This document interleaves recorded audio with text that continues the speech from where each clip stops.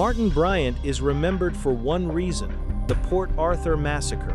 But before April 1996, he was a young man from Tasmania whose life had been shaped by isolation, instability, and warning signs that were not fully understood. Martin John Bryant was born in Hobart in 1967.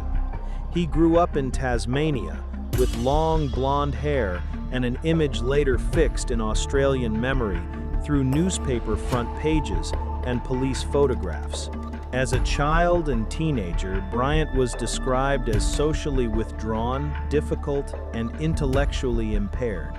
He struggled at school, had few close relationships, and spent much of adult life without regular work. None of that explains or excuses what he did. It only places him in the world before his name became linked with tragedy. In the early 1990s, Bryant inherited money from an older friend, Helen Harvey, after she died in a car crash. The inheritance gave him financial independence, but not stability. People who encountered him described erratic behavior, loneliness, and a need for attention. On the 28th of April 1996, Bryant went to the Port Arthur Historic Site in southeastern Tasmania, one of Australia's most visited heritage locations.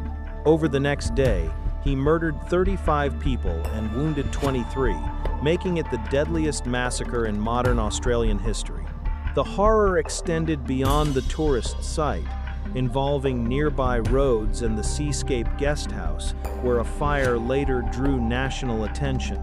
Bryant was arrested after a police siege. He pleaded guilty to the murders and received 35 life sentences, with no possibility of release. For Australia, Port Arthur became a dividing line. Before and after, the victims' lives remain the center of the story. Bryant's name is history not because he deserves attention, but because understanding who he was helps explain how one person caused a national wound that still has not fully healed.